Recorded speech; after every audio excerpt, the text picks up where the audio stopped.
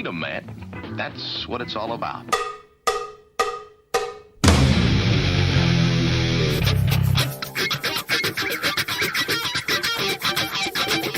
You've got to groove on freedom, like the good book says.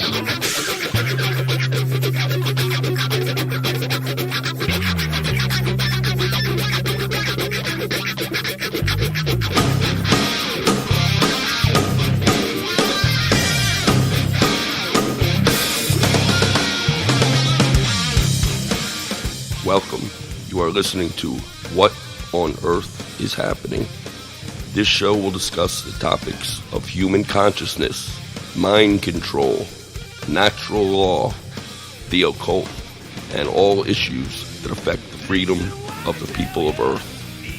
What on Earth is Happening will endeavor to shine light upon the darkness of our world and to offer empowering solutions to the problems we face as humanity approaches its critical moment of choice.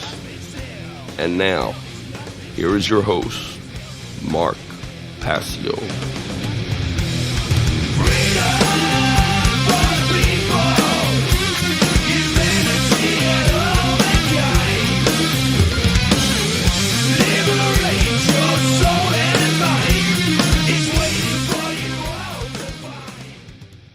Welcome one and all, you're listening to What on Earth is Happening right here on Republic Broadcasting. I'm your host, Mark Passio. My website, whatonearthishappening.com, the network's website, republicbroadcasting.org. Today is Saturday, January 3rd, 2015. Happy New Year, everyone. This show is live every Saturday evening from 10 p.m. to 1 a.m. Eastern Time. Yes, you heard it right. We are back to a 3-hour format here on What on Earth is Happening, as I said that we would when the show went to a 2-hour format about a month back, or about a little over a month. So we're back to 3 hours in the same time slot. There was some initial confusion as to the time slot. I originally thought that I was pushed back an hour from 9 to 12 Eastern, but I had the time zones confused. It was when I got the call from the network regarding the going back to the 3 hours, I was in a very noisy place and there was a little bit of misunderstanding there. So I did put that out on my Facebook page, the people who follow me on social media, so I apologize for that error. The show is back to its regular 3-hour time slot from 10 p.m. to 1 a.m. Eastern Time. That is 9 p.m. to midnight Central Time. So we have a great show lined up for you here tonight. I'm going to be continuing my series on order followers, talking today mostly about the supporters of order followers and their psychology, and we'll also be getting into a little bit more of the psychology of order followers themselves. And I'm going to maybe begin toward the end, not sure, transitioning to some of the material that I really want to begin covering for the next many weeks on What on Earth is Happening after I kind of wrap up the concepts and ideas I want to put out there on order followers. I'm going to really be getting into the whole eugenics operation that has been going on right underneath our noses for at least the last 100 years, maybe more, that involves the dynamic of creating a war between the sexes and driving a wedge between men and women in our society. So if I don't get to that material in the later portion of the show, certainly I'll be starting that next week. So I will be taking calls in the third hour of the show this evening. The call-in number to join us, if you want to get in the call queue, is 800-313-9443. Once again, the call-in number to join us here on What on Earth is Happening, 800-313-9443. That is a toll-free number, of course.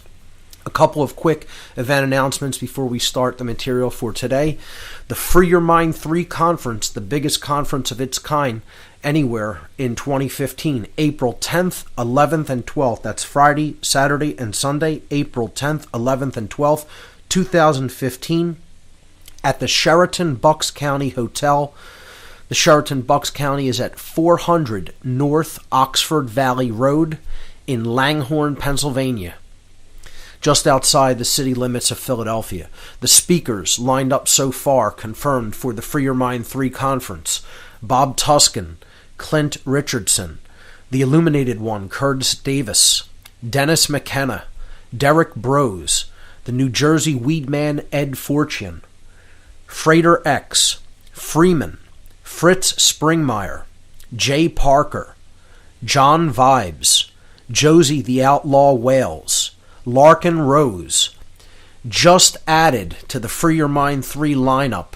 I'm very excited to hear this announcement because he's one of my favorite speakers and radio show hosts and teachers to the people of the world. Lennon Honor returning to Free Your Mind 3. I'm definitely very happy to see him as part of this great lineup. Also Luke Rudkowski, Mark Devlin, myself, Mark Passio, and Stuart Swerdlow, rounding out what is looking to be an absolute all-star lineup for Free Your Mind 3.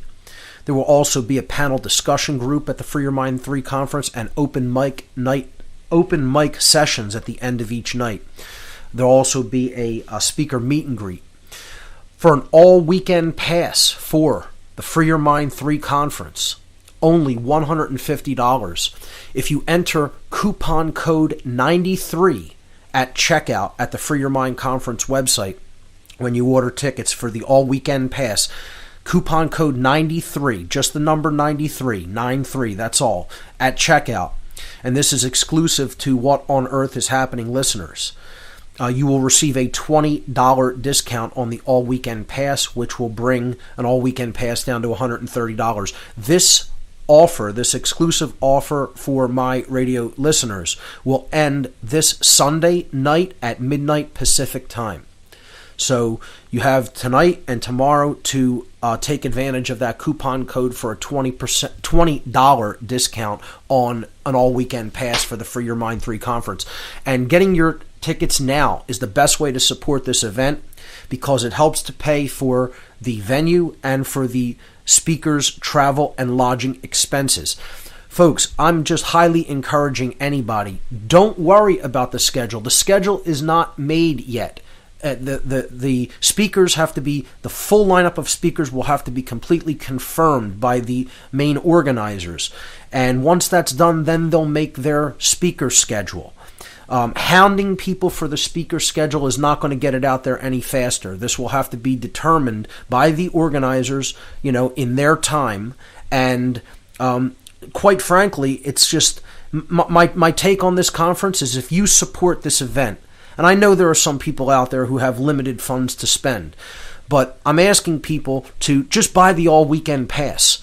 Even if you can't be there, let's say on Friday evening or whatever, support the event by buying the all-weekend pass. It's the best way to show your support for this event and for its organizers and for the speakers.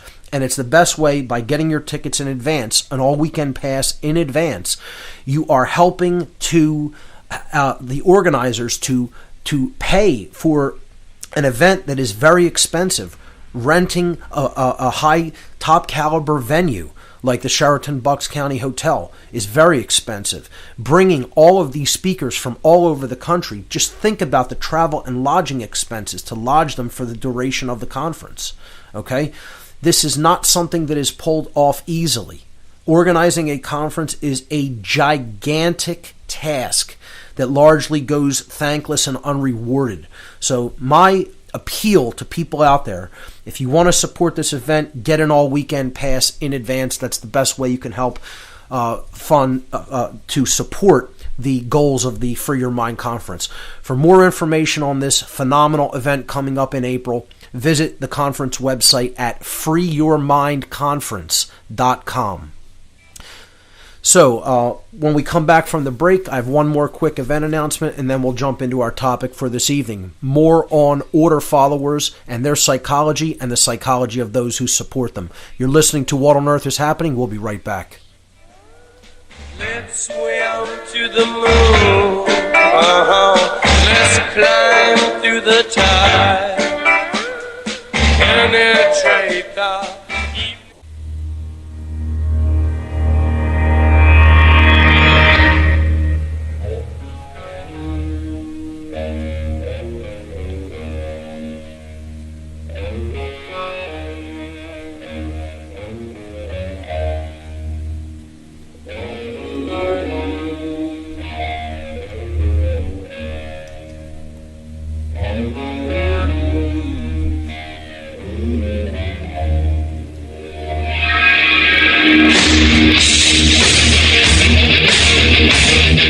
Welcome back, everyone. You're listening to What on Earth is Happening here on RBN. I'm your host, Mark Passio, my website, whatonearthishappening.com. A couple more quick event announcements before we jump into the material for tonight's broadcast. Another great conference coming up in New York City. The Tesla Science Foundation is presenting its third annual Tesla Memorial Conference. Saturday, January 10th, 2015. It's an all-day event from 9 a.m. to 11 p.m. at the New Yorker Hotel. The New Yorker is located at 481 8th Avenue in New York City.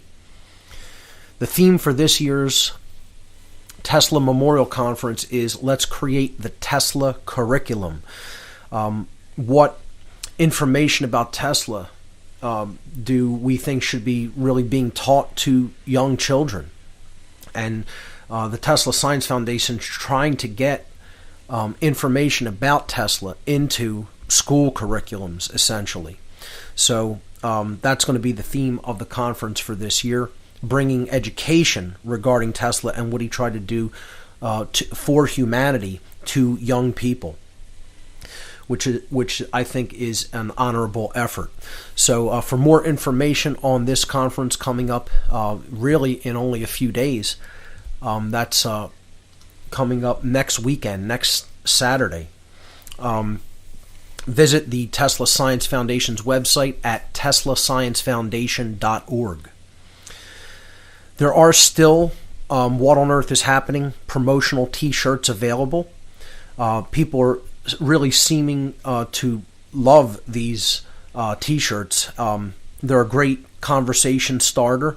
It's a good, promotional piece to promote the website and, the work that I've shared on the website.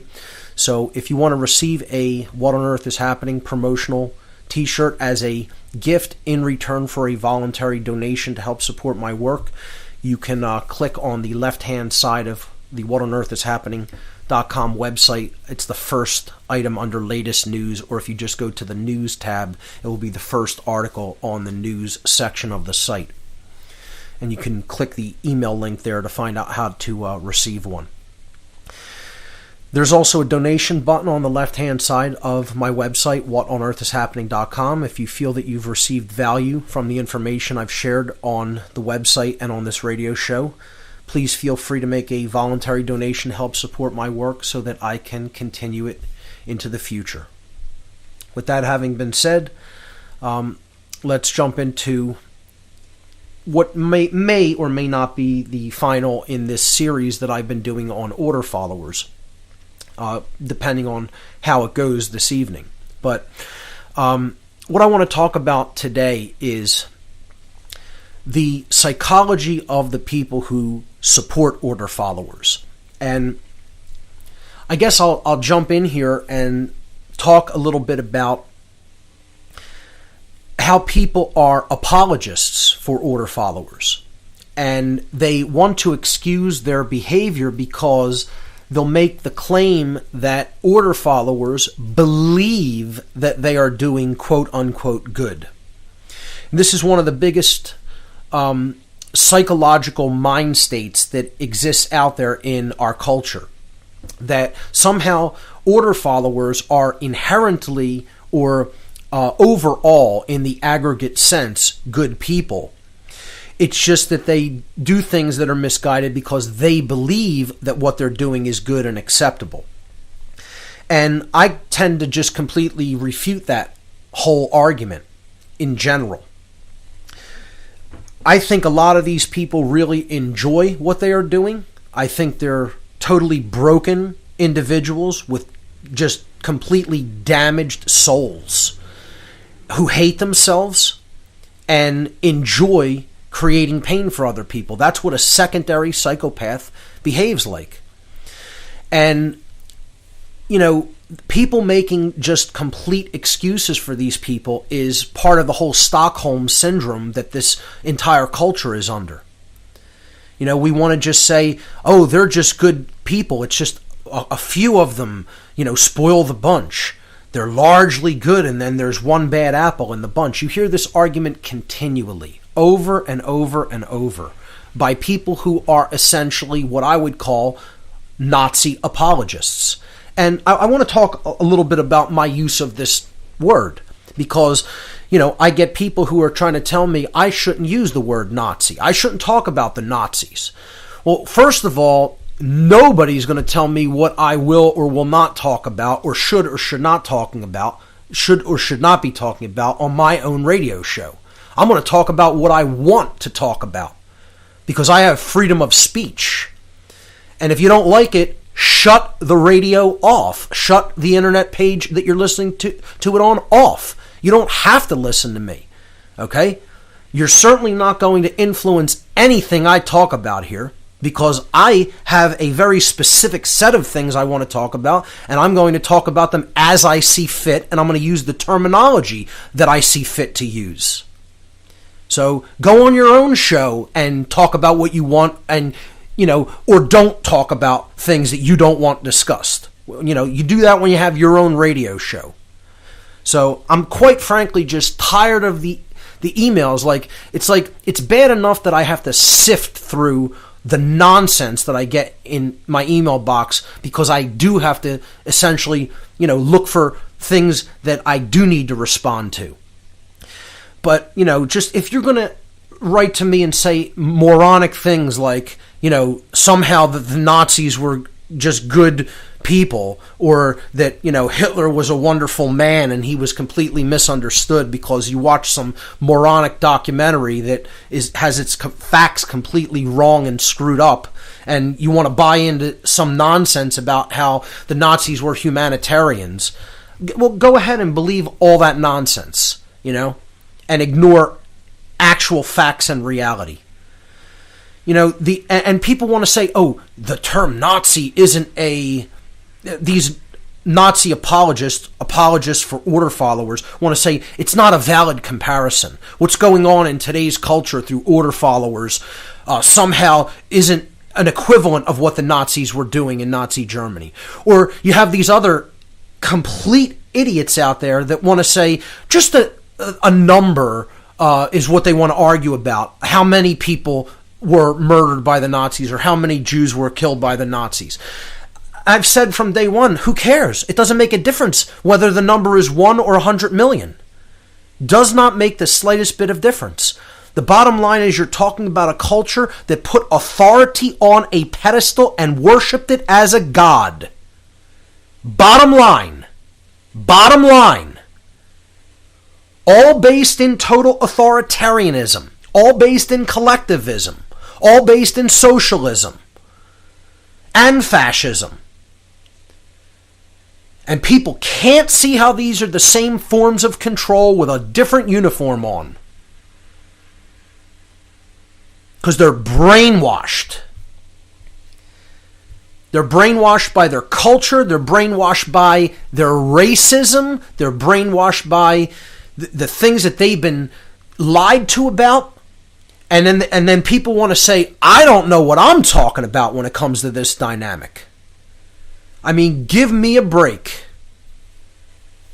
Anybody that would support this sick regime or any other dictatorial, totalitarian, sick, twisted, psychopathic regime needs their head examined, because there's something seriously broken inside their soul. There's something wrong with people like that. And they haven't read enough. They haven't done enough study into real history. That's why they don't understand what's going on now.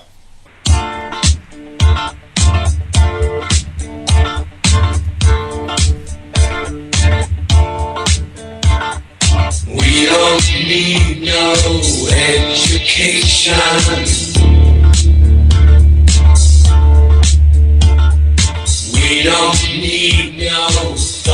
control. No dark sarcasm in the classroom. Teacher, leave them kids alone.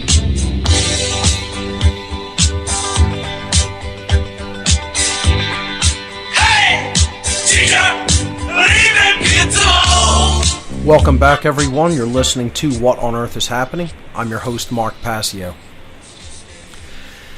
Before the break, I was talking about how most people completely lack a long view of history, don't really deeply understand collectivism, authoritarianism, totalitarianism, and want to make somehow excuses or apologies because they have certain likes or preferences or dislikes that, lead them to look at one group as a bad guy, one group as a good guy, and they want to make excuses for things that the Nazis did, or they want to say, oh, other regimes killed way more people than the Nazis, like Stalin's, Soviet regime. Of course. Absolutely. No disagreement. And people, have a hard time with, well, why then do people focus so much on the Nazis? Because the Nazis came closer than anybody else to completely overtly ruling the world. You might have heard of a little thing like World War II, perhaps, in your travels. You may have heard of it.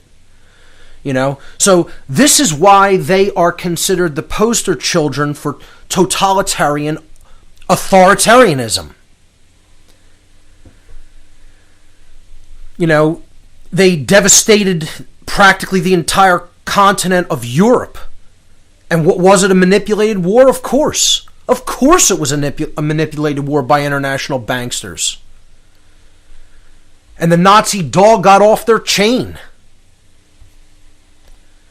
Of course they're manipulating both sides. But, this is a good segue into a concept that I want to really try to hammer home with people and get them to understand. Really listen to what I'm saying here, folks, because it's gonna really carry over into future work that I'm going to talk about on this show. So really try to understand this. It's absolutely vitally important. In a dialectic manipulation that is being carried out by the highest levels of the control system, let's say, the people who are the mind controllers, the dark occultists of this world, the think tank institutions that really want to socially engineer the entire culture, the whole world, the social engineers, the mind controllers of the world, whatever label or name you want to put to them. In a dialectic manipulation that they are trying to carry out against the general population, when they create the two sides, when they create the divide, and they pit one side against the other in their divide and conquer dialectic manipulation strategy, only one of those sides needs to buy their propaganda and lies for that dialectic manipulation to work, to go according to plan and to operate as the social engineers, as the dark occultists want it to operate. And there can be no better example of that than Nazi Germany. That was fomented by the dark occult. And I mean, you know what? Like, after I touch on some of the material that I'm going to be talking about regarding the vast majority of women's support for statism, authority, the support of dominators through the relationships that many of them are involved in with order followers and dominators, how mind control has been very specifically targeted at women in our society. I'm going to get into the devastation of real moral value through the destruction of the family dynamic. I'm going to be talking a lot about neo-feminism.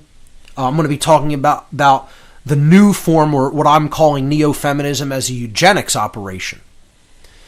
The war between the sexes. All these topics are coming up. You know, how there's a complete lack of respect between men and women in our society. The emasculation of the male in society. Putting women into a more dominating mindset, wanting control. These are all dialectical manipulation tactics. Now, after I talk about that, I think I'm going to do a series on the dark occult creation of the Nazi regime. How this religion came into being of Nazism. And, you know, we can get into how that brought communism into being, because if you think that, you know, it's not essentially the same religion. It's the same dark occult religionists, priest class behind both of these dialectical approaches to totalitarianism. And people still fail to see how they are essentially bringing about the same thing, because they're so concerned about labels. They think that somehow fascism and communism have different end results. It's a name, it's a label, folks. They both are totalitarian regimes based in collectivism, where government is God, the people become feudal serfs, nobody owns property, nobody has rights, and the world goes into a huge prison society. Concentration camps, regimented mindset, uniforms, you know. They're so dramatically different. I mean, people of a complete childish mindset cannot see the difference. I mean, cannot see that they are the same. It still insists that they are somehow different from each other. A childish mindset thinks this way, because they've bought into the dialectic that somehow they're different. It's all one thing, folks. I said it last week. You want to know who's behind this? It's the cult of the dark sun, period. I don't care what name you want to put on it. The priest class of Saturn, the dark occultists, the mind manipulators, the social engineers.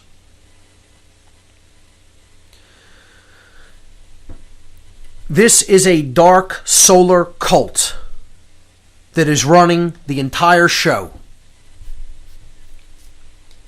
And people still don't want to understand that they've been behind all of these totalitarian regimes. They've brought them into manifestation. They fomented them.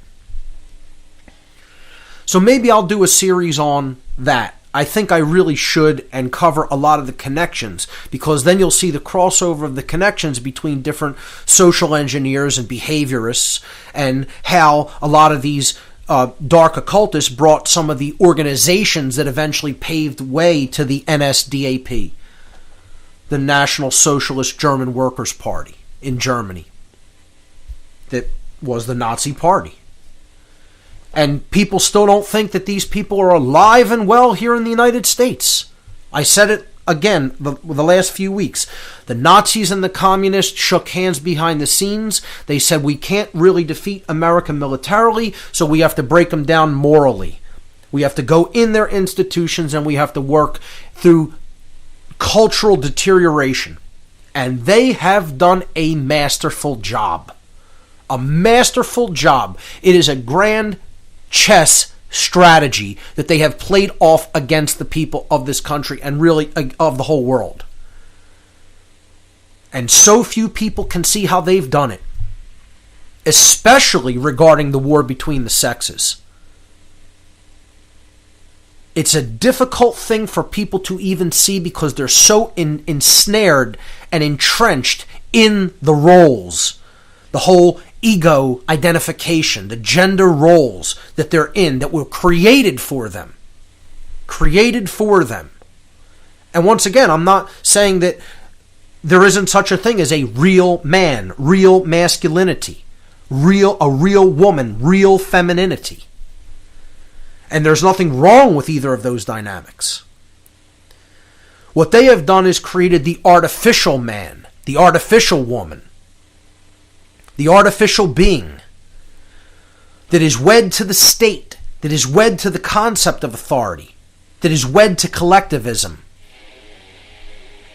And they're not operating as a genuine being at all, in any sense of the word.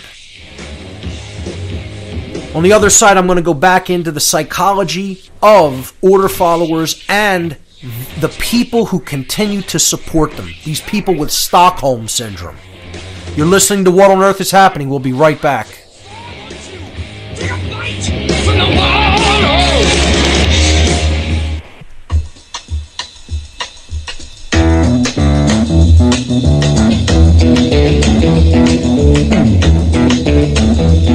You know the day destroys the night, night divides the day.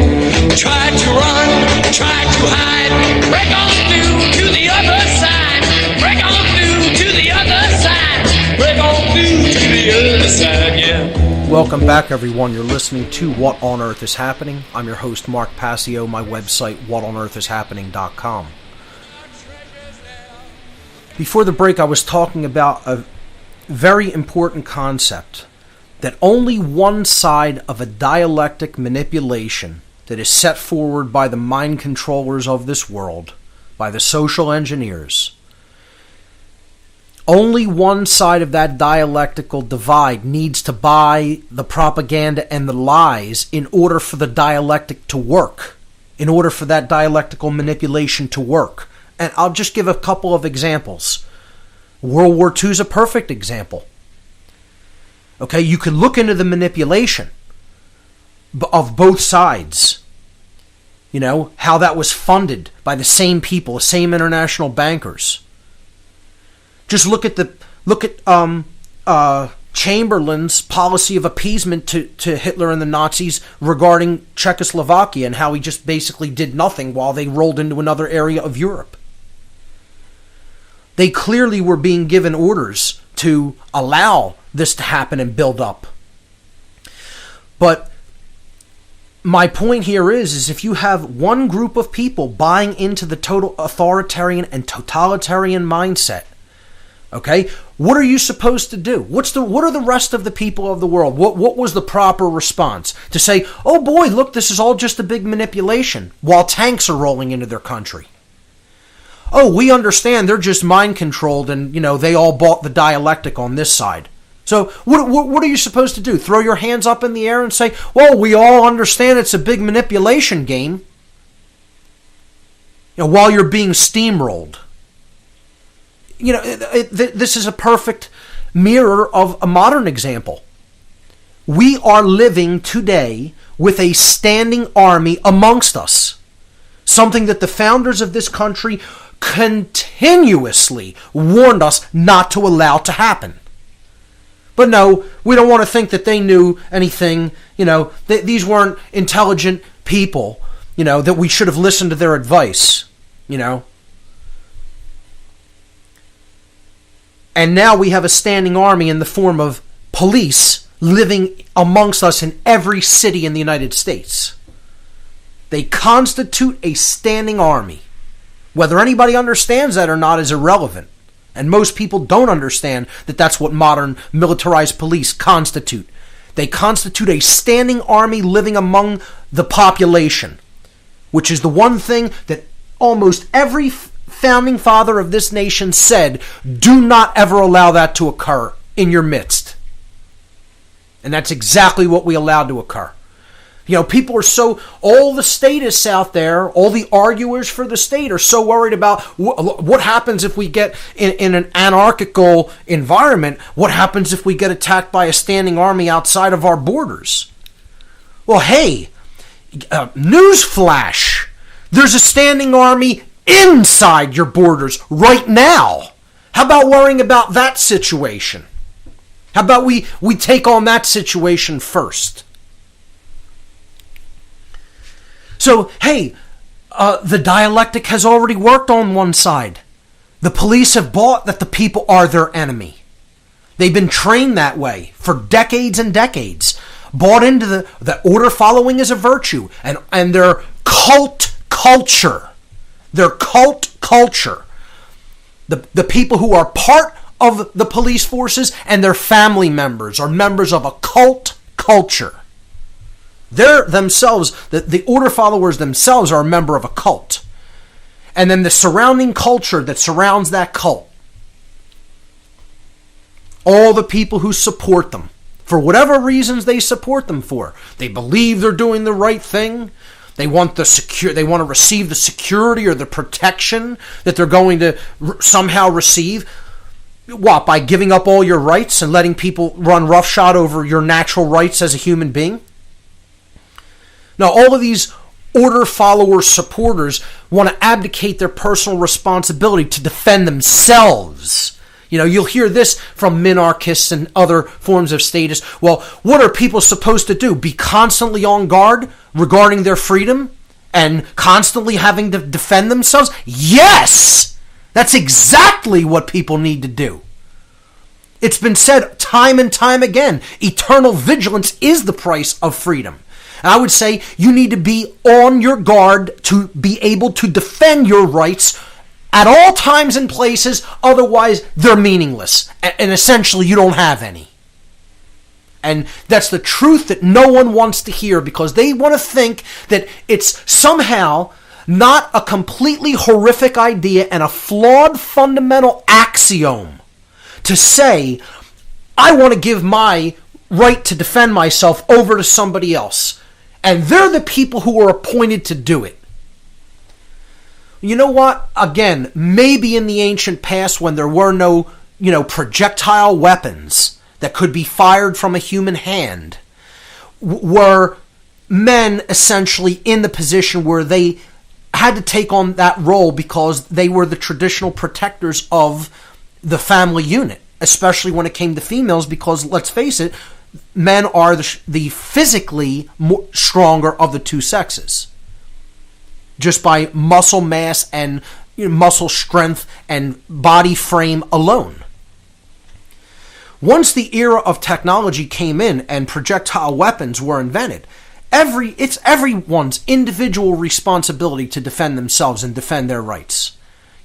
I went to see the third Hobbit film, and I thought that this was actually very beautifully portrayed in it. And you saw the total coward who didn't want to fight and pick up a weapon and wanted to hide amongst the women and children who were initially sequestered off against, away from the fight against the orcs in the film. Whatever, there'll be minor spoilers. It's a great film if you want to go and see it. I think it's the whole Lord of the Rings movies in general. All the Tolkien movies are brilliant spiritual allegories. But, minor spoilers, as this war goes on and it's becoming worse, the women actually come out. The real women say, we want to stand and fight with our men. And they take up weapons and go and join the battle. And you see some, this cowardly man, one of the characters in it, still wants to hide and, not fight alongside everybody else. It's a good allegory about bravery and what real men and women do when their rights are under attack, when their bodies are under attack. They're not milquetoast. They don't lay down to domination. They don't have Stockholm syndrome and make excuses for their oppressors. They stand and fight. And nobody wants to talk about the validity of standing physically against an oppressor. The Nazis weren't going to be reasoned out of their stance, folks. I like the scene in the movie Inglourious Bastards, which I think is a phenomenal allegorical spiritual film that people really should watch. That film is really about the mindset of the Nazi and how it should be dealt with. And, if people don't understand this is who we're ultimately dealing with, you have no conceptualization of history. You don't understand what happened post-World War II. People think we defeated the Nazis. We defeated no such entity. We defeated the German Wehrmacht. The Nazis didn't even surrender to the Allies. In the treaties of surrender, there were no people present from the Nazi Party. The German military surrendered to the Allies. So, then what happened afterward is the intelligence agencies from not only Britain but America as well competed with the Soviets for how would we divvy up the Nazi scientists. And we brought all of these scientists, doctors, engineers, and most importantly, psychologists over to the United States with the help of British intelligence, with the help of our own OSS, the Office of Strategic Services at the time, which subsequently became the CIA, and absolutely most influentially through the Vatican, that brought all of these Nazis in the tens of thousands into the United States. And they settled largely on the east coast of the United States, in New York and New Jersey, which is why they're some of the most Nazi totalitarian states in the United States at the current time. We'll pick up this exploration of the psychology of order followers and the dialectical manipulation on the other side of this break. You're listening to What on Earth is Happening. Stay with us.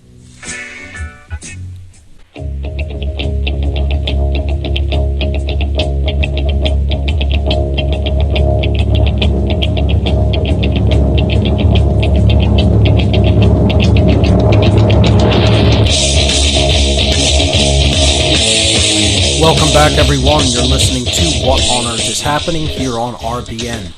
I'm your host, Mark Passio, my website, whatonearthishappening.com. We're continuing our series on order followers this evening, and I was talking about how people in this country really have Stockholm Syndrome and are apologists for these order followers, and don't want to call it like it really is. And the way that it really is that a minimum of 1,000 people are being murdered by these people every year. American citizens in this country being killed by police.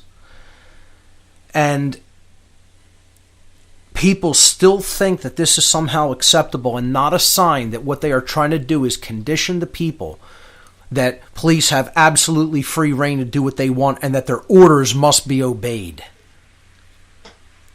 And people still put this form of totalitarian authoritarianism on a pedestal and think that, if this order follower calling themselves a cop in this costume is commanding another individual, then their word is the law and you have to do what they say.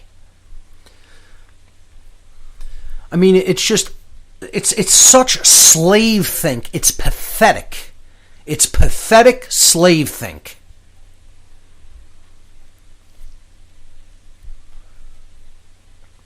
And once again, the dynamic I was talking about before is only one side of a dialectical manipulation needs to buy the lie for the dialectic manipulation to work successfully.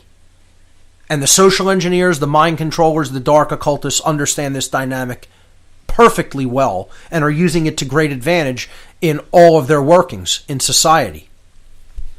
I was saying about World War II being a dialectic. Well, if people woke up and recognized, well, the bankers are funding both sides and they're, appeasing Hitler this territory to make him, blow up into a huge threat so that then, other people have to come in and take him out. What are we supposed to do? Just let him take over the world? Let his troops run roughshod all over the entire world? Of course, then the dialectic is going to work, and people are going to have to come in and say whether there's a dialectic going on, dialectic manipulation going on here or not. We need to do something about this, and that's what had to happen.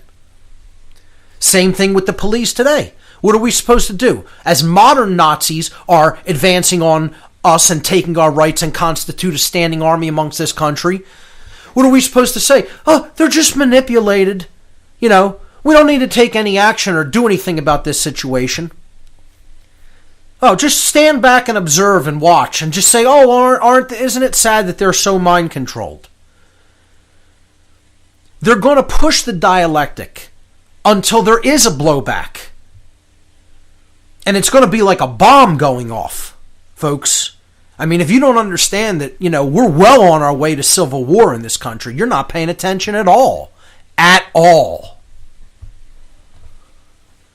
And they're probably going to get that. And again, that's what I've said from day one, what I'm doing all this work to try to avert and avoid. But unless people wake up to the dialectic on both sides, it's going to work. Both sides have to be woken up to it. Not just the side that we are on as truth seekers and truth tellers. The people who the mind control is currently working on would have to wake up as well. And there's no indication of that happening.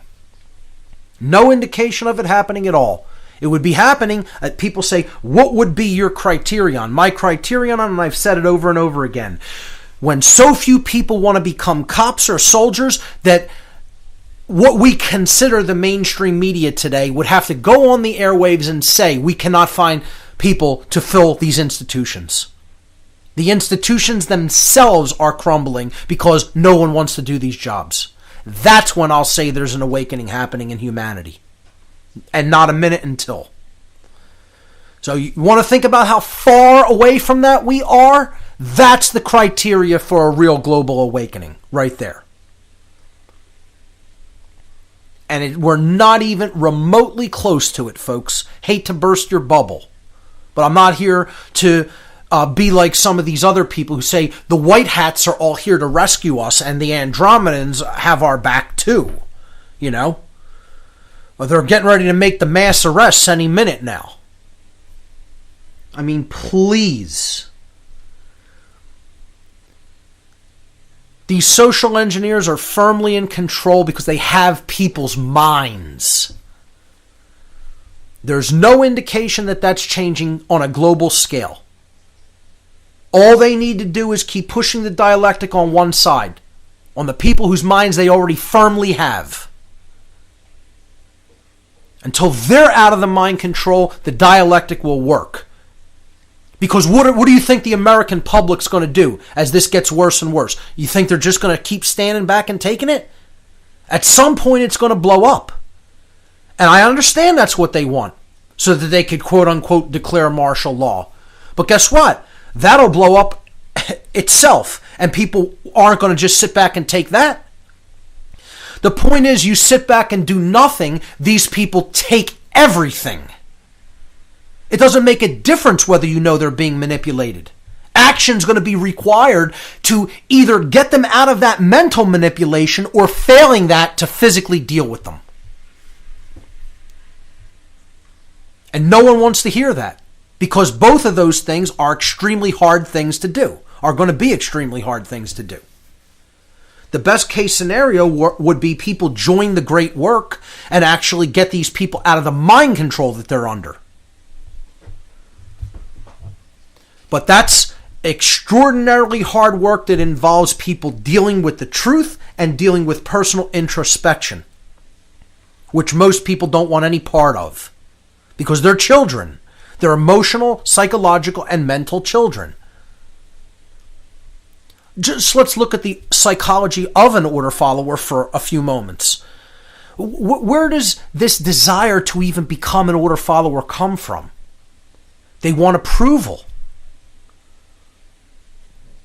They want to be told, oh, you're good, it's virtuous what you're doing. You're listening to what the state commands of you. Because we say it's good. And so what they do is abdicate their personal responsibility to judge and discern the difference between right and wrong behavior for themselves. And they make the claim that they can give that up to someone else that can tell them what to do, and then they could just perform the action without actually judging it in their own mind according to spiritual law, according to natural law, whether it is actually a behavior that they have a right to take or not. No, they don't want to do that judgment. They don't want to do that discernment. Well, what kind of people don't want to judge and discern for themselves and want to let other people make their decisions for them? Insecure people, childish people, children. That's a hallmark of somebody who is a child and wants to remain a child, who doesn't want to grow up. They want to believe they're doing good, the semblance of good. And they have this need for approval because of their own self-loathing. They want the new mommy and daddy. See, and this all stems from parental abandonment issues, folks. This goes back to my Cosmic Abandonment series. But this is about actual, human parental abandonment issues. Because their parents failed instilling true morality in them. And in many cases, failed them in many other ways. Whether it be in, physical absence or not. Emotionally let them down, spiritually let them down. Didn't instill morals in them, largely because of the breakdown of the family dynamic. Which, again, is a result of this deliberately created war between men and women that is raging in our society. So they're going to go to the new mommy and daddy, the state, for their approval, because they didn't get it from the real mommy and daddy. You see how this dynamic works to keep these people eternal children. We'll pick this up on the other side, folks. You're listening to What on Earth is Happening. We'll be right back.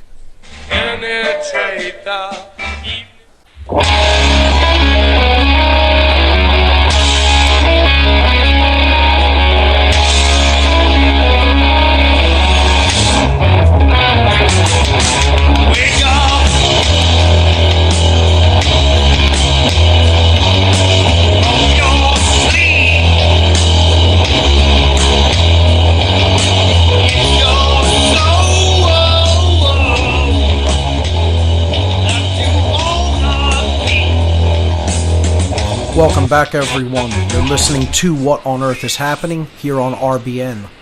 I'm your host, Mark Passio. My website, whatonearthishappening.com.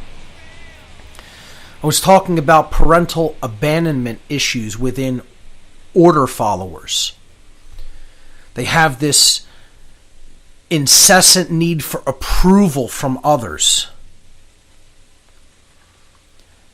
Because they didn't get enough approval from their real mother and father. Or their real mother and father were absent or let them down in certain ways. Whether it even be emotionally or spiritually. They certainly didn't raise them with real moral values, because there is no such thing as the moral value of thinking that following somebody else's orders is a moral virtue. Because it can never be such.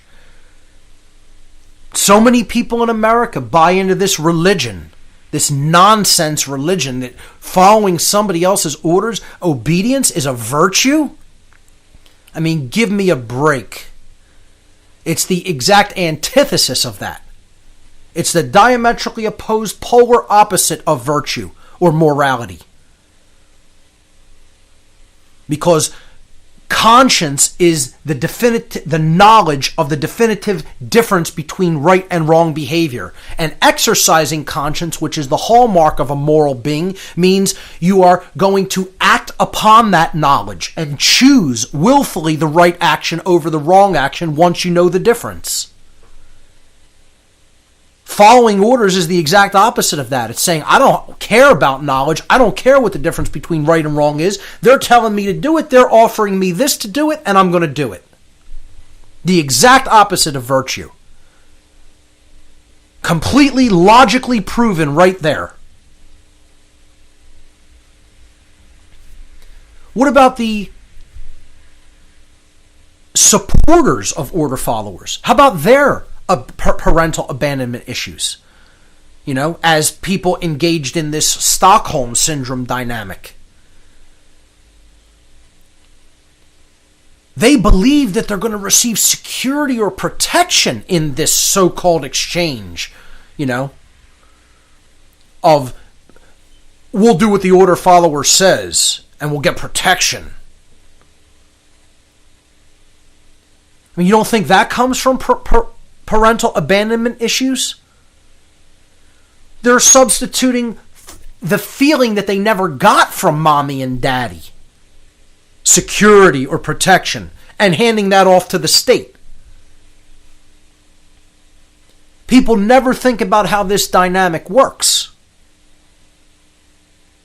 When it comes to the underlying thing that's going on here in society, folks, is parental abandonment. And then you tack cosmic abandonment onto that, the cosmic form of parental abandonment. And you have the absolute perfect degradation of a species, which is what humanity is undergoing right now. The parental abandonment issues of this dynamic cannot be overemphasized. And you think about then why that is. What's creating the destruction of the family dynamic? What's creating the destruction of the ability of man and woman to get along with each other? What's creating total hatred between the sexes? And many people will insist it's just the nature of people. It's human nature. And again, as soon as I hear that term, I know you don't know what you're talking about. Immediately, I know you don't know what you're talking about. You might be able to see the symptom. You may be able to see the symptom. You may even be able to have an accurate analysis of the symptom. But you do not understand causal factors. And anybody that wants to just chalk any of this up to just human nature has absolutely no clue what they're talking about, because they're completely ignoring social engineering. They're completely ignoring mind control. They're completely ignoring the stated agendas of think tanks worldwide that want to put eugenics operations into effect in the world. They want to take over society with collectivism and totalitarian belief systems. And they're doing this through the destruction of morality. And they're doing that through the destruction of the family dynamic. And this is a joint operation. This is not only a collectivist, totalitarian based op, but it's also a eugenics op. When you understand how it works together, you'll realize it keeps the population manageable. And birth rates in this country are down. And that's another thing I'm going to get into. 2.1% birth rate needed to maintain a steady population. Current estimates are we're at 1.85 and dropping. But nobody talks about that because we're packed like sardines in overcrowded cities, and then people want to say the world is overpopulated. The carrying capacity of this world's a minimum of 10 to 20 times what we have on it. Maybe more. Not with the current way that we are using technology, however, with the current way that we are, quote, feeding populations or growing food or, living in unsustainable cities, using unsustainable energy supplies, when clearly much more advanced technologies exist that are willfully, deliberately held back. The supporters of order followers are also abdicating their personal responsibility, just like the order followers are. The order followers are abdicating their personal responsibility to the mother and father figure, government, because they don't want to own the responsibility to judge and discern the difference between right and wrong for themselves. Their supporters are abdicating their personal responsibility to defend themselves, their rights, and their property. They want to leave that to someone else. So for all the minarchists out there who say government is set up as some form of a protectorate, there's that word, security and protection. You can never give that away to someone else. Cannot be given away. It's yours whether you like it or not. And they would say, well, what are people supposed to do? Constantly be on guard against, the bad guy who might come at any moment? Yes! Correct! Which is why I advocate for the arming of everyone. Everyone should be armed. You'd have a lot more polite of a society the more armed the population is. And that all of these people who want to support the state and who think that we need order followers in the form of standing armies. Once again, you already have them among you. People are more worried about standing armies coming in and attacking from the outside. Well, if everybody was armed, you wouldn't have to worry about that. The militia would take care of that. Again, the other thing, the only entity that the founders of this country said was necessary for the preservation of freedom, said, do not allow a standing army. If you did need to raise a standing army for some reason, like a very well organized attack on your borders, you would do that from the militia. You would organize that from the militia. It would be able to be organized quickly and organically, and when the threat would be dealt with, then you would put down the standing army. Standing armies were never meant to be kept in this country. And people will say, oh, that was in those times, not in modern times. The founders would never have changed their position on that because they recognized the danger of a standing army. And we're in it. We're living it, folks. The example is all around you. We'll be back.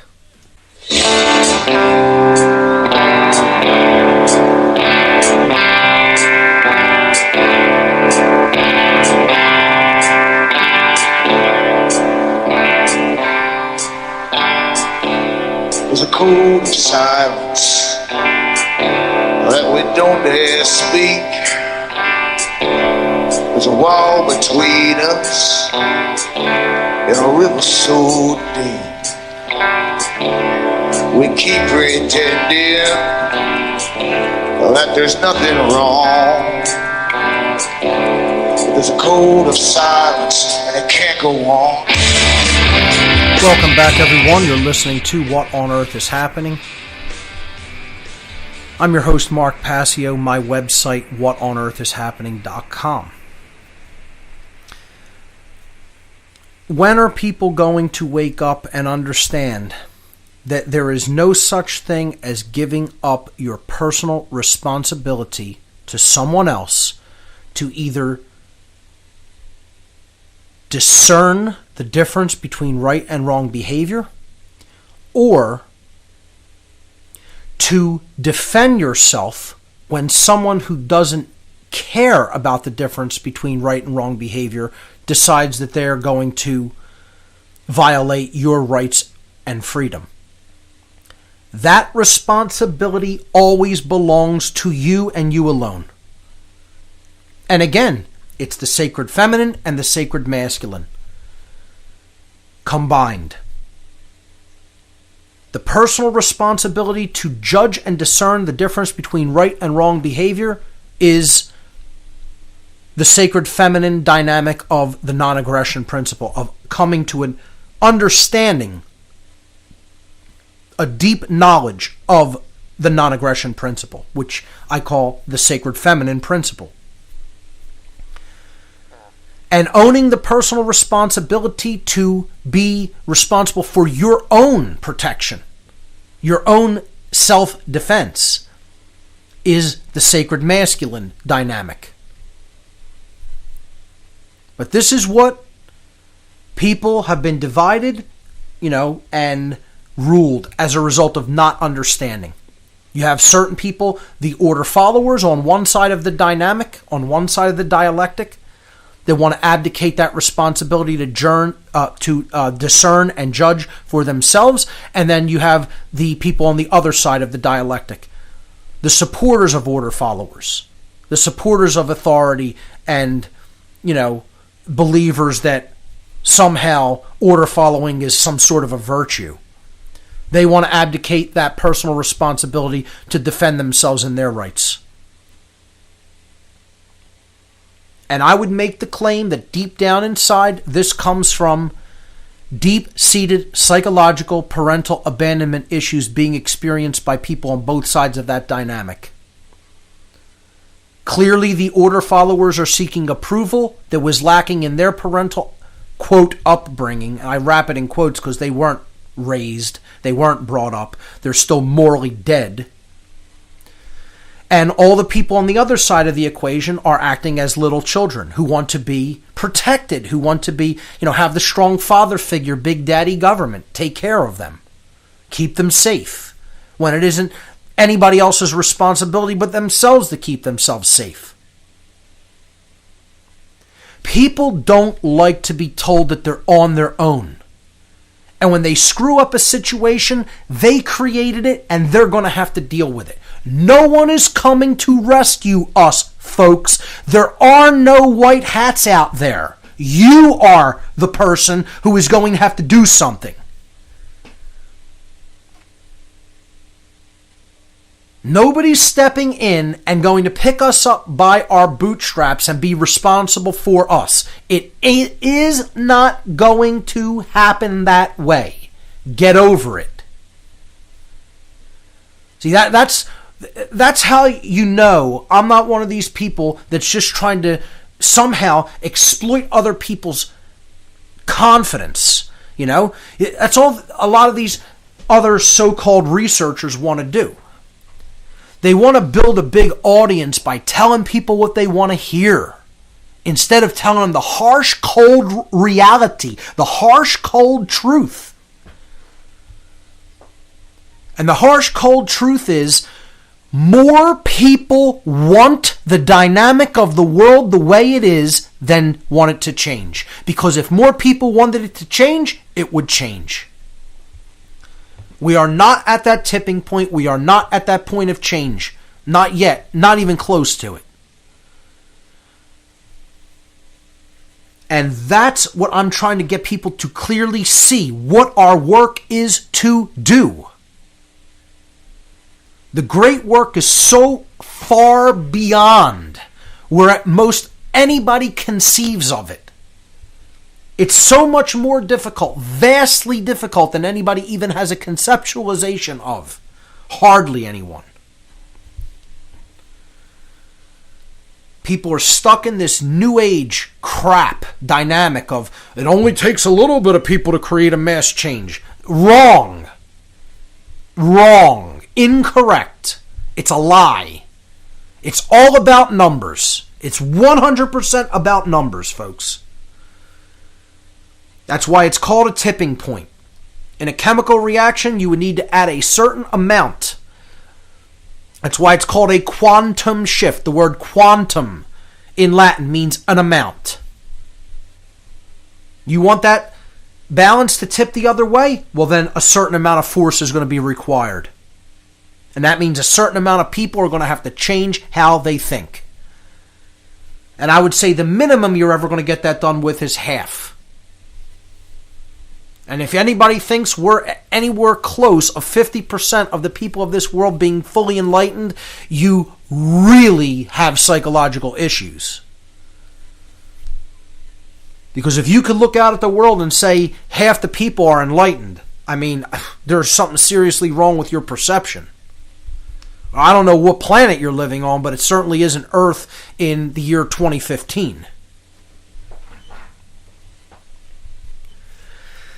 Want to talk a little bit more about this whole belief of doing good. See, everybody is hung up on intention and think that this is another new age lie. The intention is what matters. Wrong. Incorrect. The action is what matters. The effect that you had through your actions, that's what matters. Intention is largely meaningless. It's a nice thing. See, this is a great lie to tell to people who are hung up on emotion. They're hung up on how something makes them feel. It's the same kind of idiots that won't listen to what I'm saying or even consider it or even watch a long video that I've put out because you don't like the sound of my voice. You don't like the timbre in my voice. Oh, well, where's your crying towel? How old are you?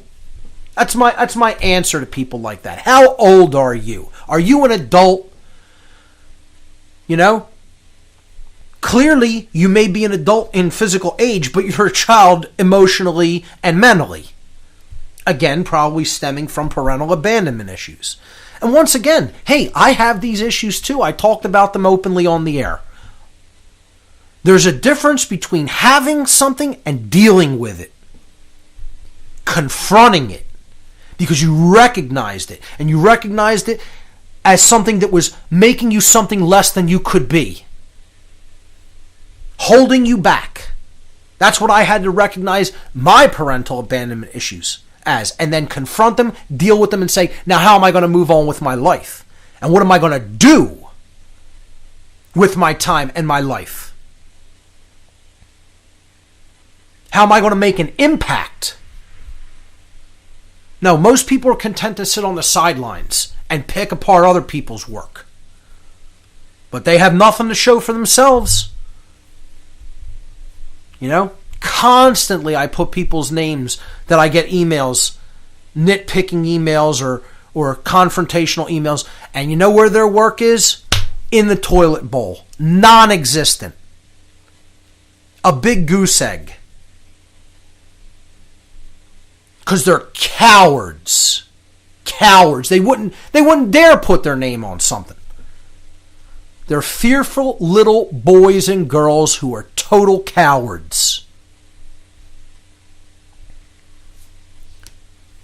Now, let me tell you something, folks. I definitively know who I'm up against and what they're capable of. And I've said it many times on this show, you wouldn't stop me with a bullet. Because I'll be right back here. Because I know that until all are out, none are out. So I'm here for the long haul.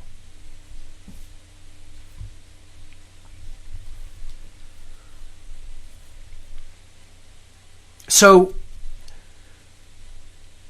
it all comes down to people not wanting to grow up. They want to remain in that childlike, infantile mindset that says someone else is going to handle that for you. Well, news flash for you folks. We're the only ones here. Nobody's coming to step in to handle our mess for us. We'll pick this up on the other side. Stay with us.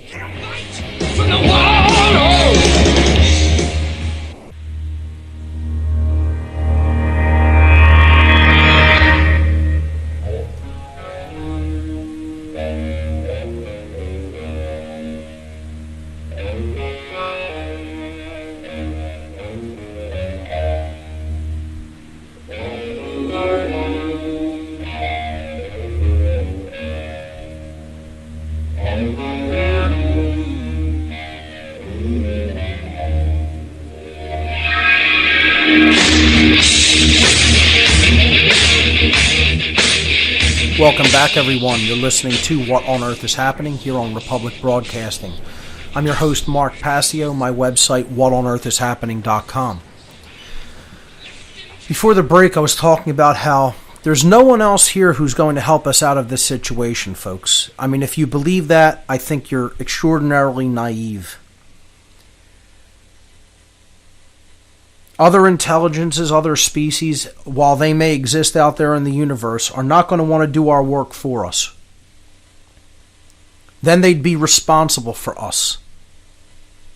Like a parent would be responsible for a child. And we're already someone else's bastard child that has been left at the doorstep of the universe. They're not all that anxious to come and pick up that basket and take care of what's inside of it for the rest of eternity. They may support us in our efforts to heal ourselves, but, you know, you have to give encouragement to an adolescent that's trying to become a responsible adult. But, you know, we're the adolescent who's saying we don't want no part of adulthood. You know, we want to remain eternal children. Well, how do you think other beings in the universe are going to respond to that? Well, you could stay in your prison there until you get the message of how you need to behave. And anybody that thinks that all of these beings that are somehow racing here, tripping over each other to get to us, I mean, it's wishful thinking, and the people who propagate that message, all they want is listeners. They want to blow smoke up other people's rear end to get listeners, because people love being told what they want to hear. And that's all that dynamic comes down to. Like I said, if I wanted to increase my listenership, I'd get on the air here and I'd start saying, "Hey, the Arcturians, they have our back, man. They're coming. Hey, we have word from channeled sources that the craft are on their way and they're all going to come here. They're going to take all the good people away from all this suffering and all this chaos." I could increase my listenership tenfold by telling people what they want to hear. That's how people have gained massive audiences that don't have one drop of information that's even worth looking at. Now, they won't talk about natural law. Forget about an analysis of what actual morality is.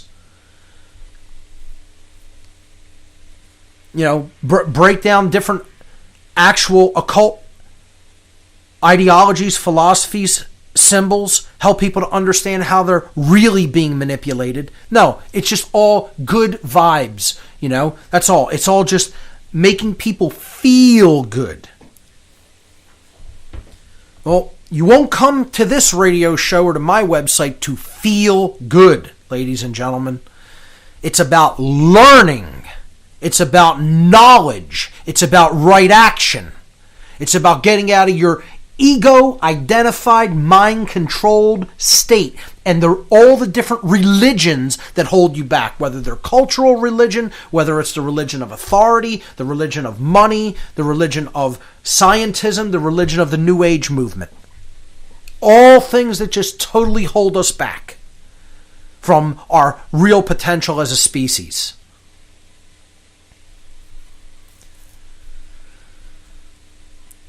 People have to understand, until we decide that we're going to get past whatever the abandonment issues that had gone on. This is a big dynamic in both men and women. And start to develop real self-respect. We can't get along with ourselves, let alone with each other, let alone with anybody else outside of ourselves. That is internal work. Internal work that needs to be done.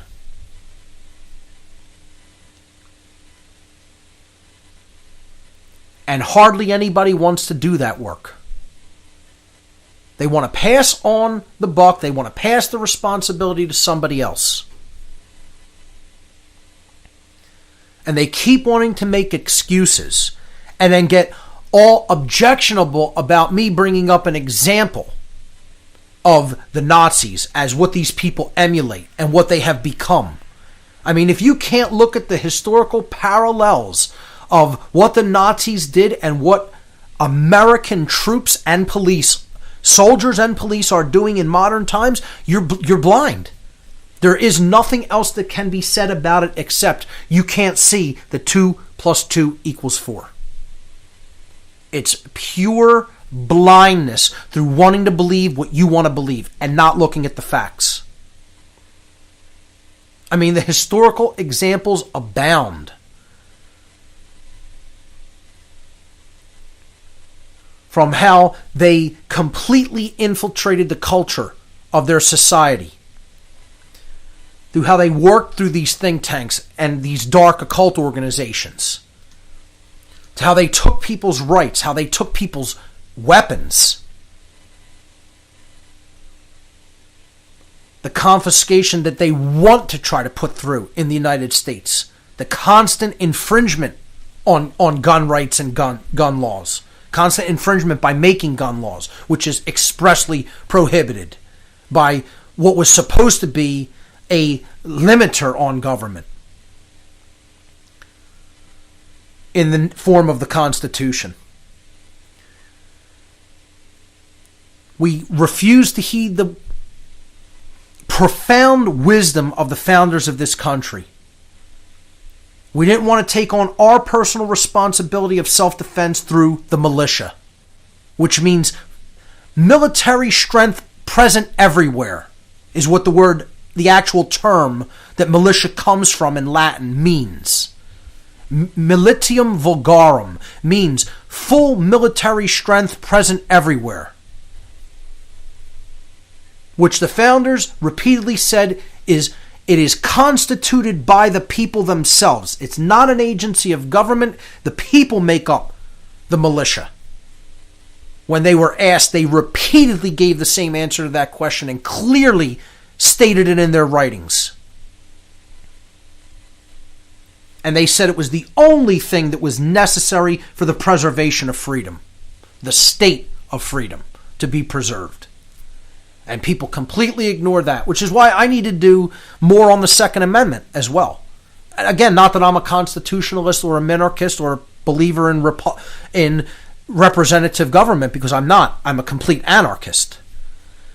But the Second Amendment is something that people really can learn from, because you could break down every word in that sentence and deeply understand profound principles that the founders understood, that they tried to communicate us to keep us free, or to allow us any modicum of freedom. But what do the people of this nation say? There's no wisdom in that. We don't need to pay attention to that. That was 240 years ago. What do we need to listen to that for? Yeah. Because look where you're at. In a jail cell. With a standing army living amongst you in every city. And again, this is all because of the complete breakdown of morality brought about through the cultural march through the institutions of both communism and Nazism. Religions of the state that once again made a deal behind the scenes and said, we're going to have to take this particular nation down that was too strong for us to take down militarily. We're going to have to take it down culturally. And again, the main thing that they are doing this through in the modern day is the eugenics operation of the total war that they're fomenting between the sexes, which is going to be topics of many future shows. The mind control that these think tanks specifically crafted to target toward women in our society, because both of these religions of totalitarianism, the Nazis and the communists, understood deeply that you have to take the minds of women first before you can get the whole culture. Because they are acting, or were, past tense I should state, acting as the nurturers and the instillers of morals into the youth. And so once you have their minds, you have all the men's minds as well. We'll be breaking that down in explicit detail in upcoming editions of this radio show.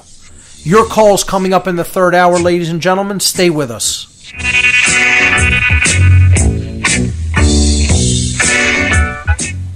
Freedom, man. That's what it's all about.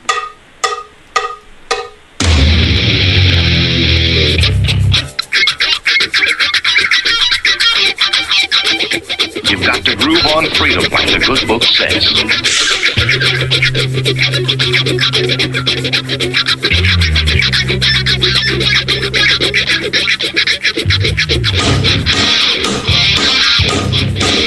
Welcome back, everyone. You're listening to What on Earth is Happening here on Republic Broadcasting. I'm your host, Mark Passio. My website, whatonearthishappening.com. Let's go to the phone lines in this hour. The toll-free number to join us here on What on Earth is Happening, 800-313-9443. Let's hear from Rahul in Washington. Rahul, you're live on What on Earth is Happening. Welcome to the show. Hello, Mark. Great show today. Thank you. I have a question and a comment that Sure. I wanted to put forward. And before I get to the question and comment, actually, you mentioned on your show many times in the past that it's a comedy show.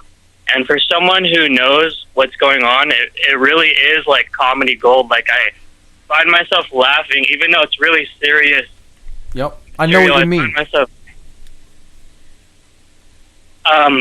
But my question is, have you read the Wheel of Time series?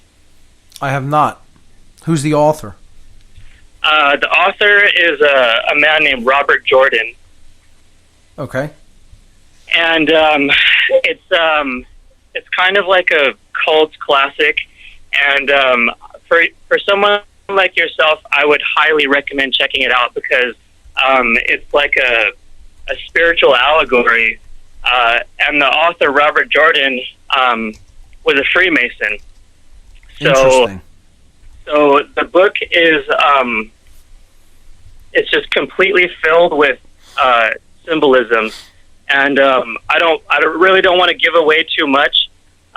So I'm just going to let you check that out on your own. But absolutely. But just from your background, I think it's something that you would just really, really love and really get into. Yeah, it's kind of what you've just described there briefly. Almost reminds me of Terry Goodkind's Sword of Truth series, which was a very profound works of spiritual allegory that I felt dealt with some themes that are in Freemasonry as well. So for the comment that I wanted to just make this comment and then just basically go off the air and let you kind of elaborate on it. Sure. But so this is very highly related to the topic that you're discussing now and plan on discussing in future shows. Something that I've found in our culture is that male energy, the males are emasculated, and then male energy is only acceptable for expression under very specific parameters. Absolutely. So like sports, yep. Is a big one, and then police and military, obviously, yep. and then also archetypal jobs such as construction worker, doctor, lawyer, businessman, etc. And male energy, it simply represents decisive action. So that energy is always going to be there. Like any human being is always going to have the energy within them. So if they weren't if they weren't misdirecting that energy, it would naturally dismantle the control system, like on its own. And football specifically is carried out inside of a gladiatorial arena, and it's like a simulated war ritual. And the scrimmage line, it's like a clash between two armies. And I don't even watch football anymore, but I was in the cannabis market the other day, and I heard on their television just the roar of the crowd. I live in Seattle, and the Seattle Seahawks won the Super Bowl last year, and it's a really big thing. And I haven't watched a single second of football all year because I don't see the value in it anymore. Like I see it for what it is. But I heard that roar of that crowd, and it sent chills up my spine because it I remembered, all those scenes in the Gladiator movie, and it's almost exactly the same. And that energy, it's like they're siphoning that energy, and they're letting people express it in a harmless way, in a way that's not going to damage the control system. It's completely channeled and deflected away from them. So that's all I had, and I just wanted to kind of hear your thoughts on that. Absolutely. I think you've made great points there, Rahul. The masculine energy is continuously suppressed and channeled in completely futile directions. They don't want any real men in society. That's the entire problem with society right now, is that there's actually too much false masculine energy and too little real masculine energy, true masculine energy, which would stand up against injustice, which would stand up against anybody trying to take away our rights, and would come and take a defensive posture against incursions like that. This is the reason that the quote, again, I'm always going to refer to this, or I'm going to endeavor always to refer to this dynamic as the Neo-feminism movement. It isn't classical feminism. They are creating a war on men, essentially, through their religion, through this religion that I'm going to tag as Neo-feminism. And part of this is the emasculation of the modern male and the subsequent masculization of the modern female, but not in the sense of true masculine energy, of dominator masculine energy, of wanting to control. Okay?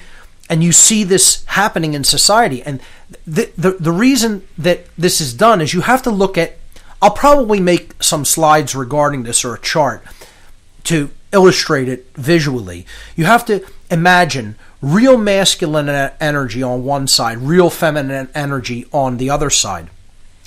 And what they want is to blur the lines between them, to bring everybody away from those genuine things and have it all be sort of a competing mixture, okay, where there's no real men and there's no real women, and everybody is a silhouette or a husk that isn't really acting in the capacity of a genuine being. They're the literal, non-genuine, false being. You know, they don't want real men and real women in society. Real men and real women are not going to be able to be manipulated. And I'll give further elaboration on what I consider a real man and a real woman to be as I explore this topic in the future. And I will certainly explain what I consider the artificial man and the artificial woman to be, or the manipulated man or the manipulated woman. And that's what comprises most of human society today. The artificial, manipulated man and woman that bears no resemblance to the real item, to the real thing. They can't even conceptualize how this was done to them. They were made into beings, into creatures by people and think tanks and groups that they never met, never heard of. And they were turned into golems by these people that are operating on rote response, like a stimulus response organism instead of an actual thinking human being. And this was done through social engineering. And once again, I can't emphasize enough, folks, when I make some of the generalizations that I will make when I approach this topic, I know people are going to call me misogynist. They're going to say, oh, how dare you say these things, you know. What I'm trying to do is tell people the cold, hard truth about how a dialectic manipulation only needs to be bought by one side for it to work. Stay with us, everyone. More of your calls coming up.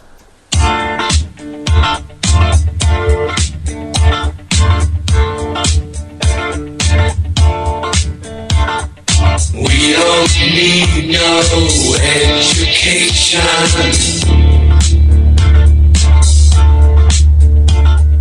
We don't need no thought control. No dark sarcasm in the classroom.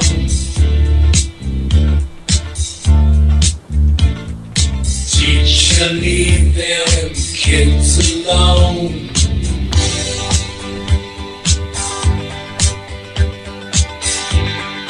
Hey! Teacher, leave them kids alone! Welcome back, everyone. You're listening to What on Earth is Happening here on RBN. I'm your host, Mark Passio. My website, whatonearthishappening.com. We're taking your calls this hour.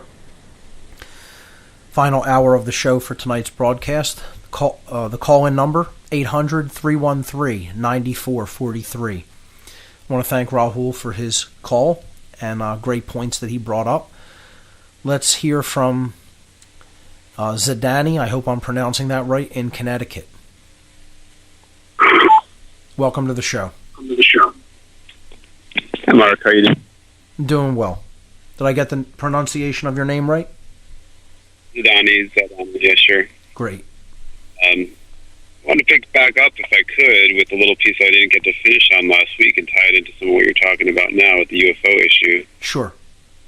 Thank you. And so we were getting cut off there, mentioning time constraints, mentioning about the third option. We were talking about the UFO a little bit, that there's military. Very possible. Obviously there's a ton of documentation and understanding to what our militaries have, in the high quadrants of that with Northrop Grumman, Lockheed Martin, and in military-industrial complexes around the world, and what they're doing with these technologies. Question of, where they begin and what their involvement in the whole apparatus is, say, from the phenomena of abductions. In my through line here, to connect it back, is when we look into the Nazis and what the Nazis were really about, focusing, say, more away from, figureheads and charismatic people like Hitler, and rather over to the multitude and manifold abundant works of going through Himmler's work, what he was really interested in. Sure. Going around in the real life Indiana Jones and hijacking everything that was ancient culture. What about some of the secret technologies that a Nazi that's very rarely ever brought up historically, Hans Kammler, was involved with? Then you get into the whole concept of the Nazi bell and, the anti-gravitic work that they were doing. I'm sure they already had very well developed anti-gravitics, and people don't even know about all of this work that they were doing with free energy technologies. There are many through lines there.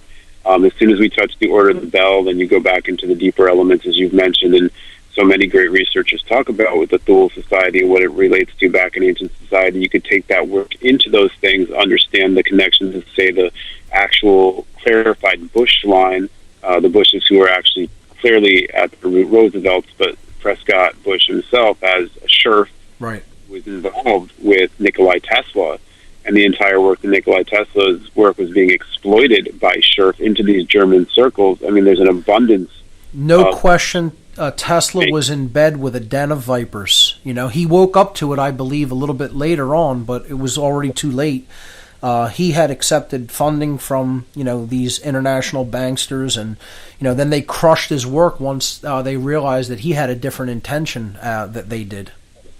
I don't know if you're familiar with the work of Eric Berman, who was dating a daughter of, he was dating a lady who was the daughter of a man who, towards his death in 1999, exposed himself as Otto Skorzeny, who was Hitler's bodyguard, and he's the one who provides as much of this first-hand testimony concerning himself and George Herbert Scherf, as he would properly be named, or falsely named Prescott Bush, and how they killed Tesla and sold his work off to not only Edison and GE, but tons of other major corp for military application that produced this wonderfully staggering fireworks of delight in the military that we now have. Also connected there to everything you were saying before. It's just, we could scarcely even imagine how far ahead this, quote, breakaway civilization through the dark occult. I mean, you could get involved in the whole lines of research with, von Braun and coming over as part of Paperclip, and then the formulation of NASA, and then all the different occultists that were involved in that group, and then you look into the connections with the NRO, the National Reconnaissance Office, which I talked about in my Demystifying the Occult seminar in Connecticut, and you look at how they're clearly dark occultists. All of their symbolism is just, it's so out in the open, it's practically insulting, And I mentioned it last week. I'll remind you again, I was at your, Connecticut, I was at your seminar there. We talked for on the bar after about my personal story with being from a basically Luciferian family and tons of background of my own. And I've got an extensive Kabbalistic Hebrew background. I was sharing with you when you were talking about the NRO, what one of their patches was probably about, with the Samael reference. Right. And of course, these people are there, and we can keep looking at things, monetary things, like looking at Martin Bormann existing in Argentina, for, putting Deutsche Bank down roots down in 1950, kicking back millions of dollars to J.P. Morgan. All these, but and that's just one of the guys that we were able to trace and track and eventually find his whereabouts. You look at somebody like Kammler. Hans Kammler was never even discovered. We don't know what became of him. One of the highest ranking technological officers within the Third Reich, and absolutely, quote, disappeared. Yeah, because he's of an upper tier, and they're going to protect him more. And that's a great point, because if you're familiar with Dr. Joseph P. Farrell's work, when he talks about Operation Paperclip, we know it's not even people who research it come onto the notion that it's handfuls of scientists. What Joseph P. Farrell has wonderfully elucidated in his research, you're talking of, he said, minimum 10,000, more like 20,000 of the upper tiers of the Nazis easily that were integrated into anything that could influence the mind, from professorships to bankers to educators, doctors, lawyers, and proverbially. And a direct result of them being brought over here resulted in the MK Ultra mind control projects of the 1950s and 60s and ongoing.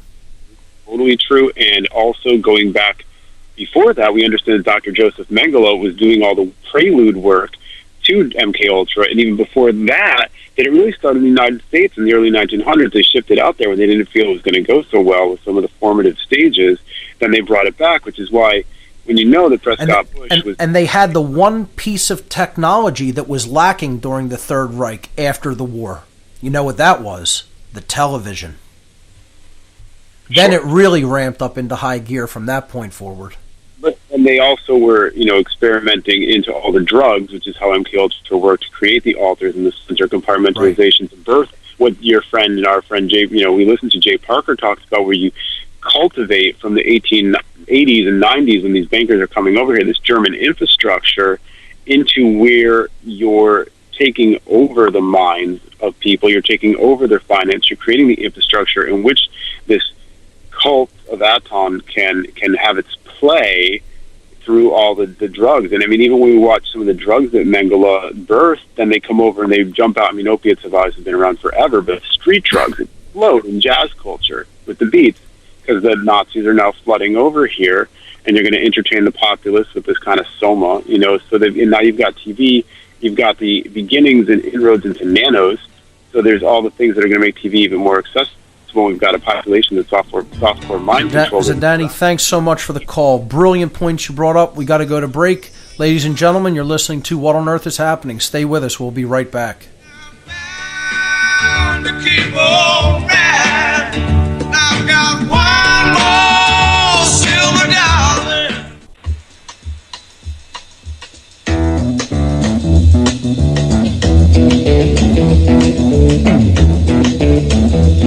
You know the day destroys the night, night divides the day.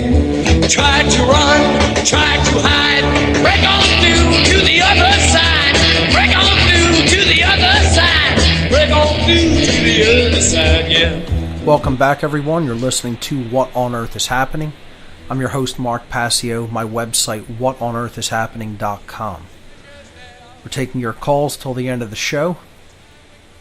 Let's hear from Nathan in Arkansas. Nathan, you're live on What on Earth is Happening. Welcome. Hey, Mark. How you doing? Can you hear me? Yes, I can. Thanks for the introduction. I had a couple messages for the listeners tonight. Sure. First of all, I was happy to hear you talking about World War II, because I've come across some hidden knowledge about World War II. And in case people don't realize this, they're not telling you everything in school education, and there's a whole lot more manipulation and history behind what World War II than what you know. And it's all in books. It's all there, it's just not in textbooks. Another thing is I wanted to share a story. I started listening to your show probably 6 months ago, and you really opened my eyes, because it's just helpful whenever somebody is speaking the truth and taking it all the way, because nobody seems to want to do that. Well, they're afraid of what other people might think of them. I maintain the position that I really don't care what anybody thinks about me. I'm not here to be anybody's friend or to be liked. I'm here to tell people the truth, period. Right, and I've come to that same position myself, because once you see what's going on, you realize that there's no point in being attached to anything in this life, because that's right. It could all be taken away from you tonight. That is a profound point right there that I am going to very much explore on future shows, especially when I talk about some of the mental manipulation that has been targeted against women in our society. That is a profound point. Another thing, once I started listening to your show, I realized that I had to become involved. So I found a group that does, it's kind of like a debate club. It's called Socrates Cafe. They do them all over the country. You can find them on a meetup. But you basically vote on a question to talk about for 2 hours, and I just go in there and I start talking about the truth. And I figured I would get a pretty positive response, because the people who you would think would show up to this type of thing would be, more intelligent people who at least care enough about issues like that to talk about them. But after speaking to the same group for 6 months, it's almost like they haven't learned anything, and they're like completely in the opposite direction of where they should be. Like they all are arguing for their own enslavement, and they're arguing about what's the best way to do eugenics, and you can't even get them to admit that something as simple as taxation is stealing. You can't even get them to admit that they're slaves. Religion is a powerful thing, and the religion of authority is the second most powerful religion on this planet. Yeah, the amount of cognitive dissonance there is just absurd. And I'm reading the book 1984 right now, and in that book they call it doublethink, where you're able to magically do the mental gymnastics and everything. And I'm at the point where he reads Goldberg's book, and the character makes a comment that all that Goldberg is doing is telling you kind of what you already know. It's just that nobody has ever told you that before, and so you didn't realize. Exactly. You didn't realize how simple it was. Exactly. So the truth is simple. It isn't complex. Now, that doesn't mean that it's easy to follow it if you're totally culturally conditioned to ignore it or to look the other way, or that society is so screwed up that following truth is going to actually be a painful thing because of how many people are, in complete and utter obliviousness when it comes to what the truth is. It may be a difficult thing to live, but the actual understanding and existence of truth is quite simple.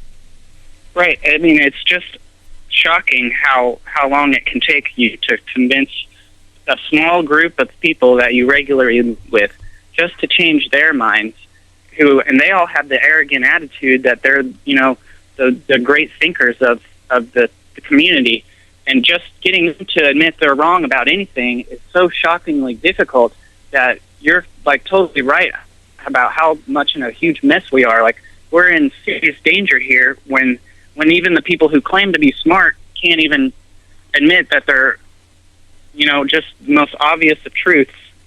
The house is burning down. The house that we live in, proverbially, this planet is burning down all around us with us in it, and we're arguing over details of the patterns on the wallpaper or something to that effect. When we argue with nitpicking little things in people's work, we're not getting on the same page when it comes to morality. We're not getting on the same page when it comes to the illusion of authority, the non-existence of it in nature. We're not getting on the same page when it comes to what real freedom is about. And we're certainly not getting on the same page when it comes to all the different dialectics and, divide and conquer strategies that are being played off against us, and seeing those for what they are, other means of control. I got an eerie feeling about a month ago. I don't know where it came from, but I just got the feeling that the mouse trap just was snapped, like at a specific moment. I remember it, and it's ever since then I've kind of realized that we're actually in in a civil war right now, and that as society's breaking down, and pretty soon they're going to be driving tanks up to your house. And so that's also very profound what you just said there. The war against the people of America has already commenced. It's ongoing now. It has already begun. The problem is most people just don't understand that war has already begun, sadly. Yeah, and it's too late for a lot of people. Like, just in my experience with these people, I'm going to still speak the truth and plant seeds everywhere I go. Right. But some people, if they don't see it soon, it's too late for them. And the people who do see the truth have to come together and form some kind of network to deal with these problems, because you can't wait on people forever, because for some of them it's just not going to happen. Again, I can't remember the name of the individual who said it. I'll have to look it up, or perhaps someone can give his name on the air. Someone made the statement, there's a special place in hell reserved for those who remain silent during times of moral crises. And we are in a moral crisis right now, and the vast majority of the human population is both ignorant and silent. It's not that they're incapable of understanding it. They are ignorant. They are ignoring what is taking place in their midst because of their cowardice, and they are just, sitting on the sidelines watching it happen as if they're some kind of spectators. Life is not a spectator sport, people. Get involved, get on the battlefield, do the great work, engage your fellow human beings. That's what this is all about. Nathan, absolutely brilliant points that you've made there. If anybody doesn't believe that it's that bad yet, just get on YouTube and type in UC Davis police brutality, and you'll see the Ferguson riots from about a month ago, and you can see the cult mentality of the police, where they're literally stormtroopers, and the boss is Darth Vader, and they're just they might as well just be raping people in the street. It's that bad. I wonder what it's going to take to wake up the slumbering American public. How much longer are they going to take this? The founders are just absolute. Their spirits are weeping. And, Nathan, I want to thank you for the call, because it brings up this point. I'll just give a little anecdote here. I went to a gun show in Oaks, Pennsylvania, just outside of Philadelphia, last weekend, or it might have been 2 weekends ago, and I took a route to get there that I don't normally take, and it took me through Valley Forge. And I regret even taking that path to get up to the show. I wish I would not have done it. I don't want to even drive through that area anymore, because so tangibly and palpably in my body did I feel an energy of mourning that I almost had to pull the car over to the side of the road and just break down in tears.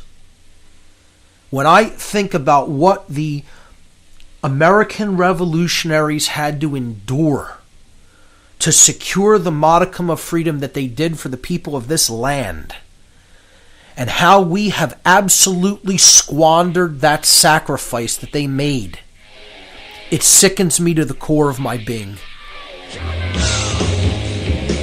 Stay with us, folks. Final segment on the other side of this break. Close the city and tell the people that something's coming to grow. Death and darkness are rushing forward to their fight for the world.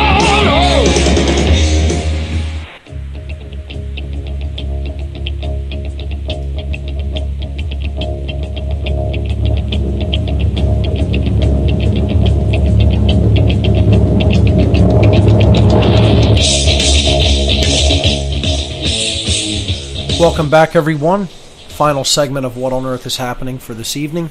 We're taking your calls.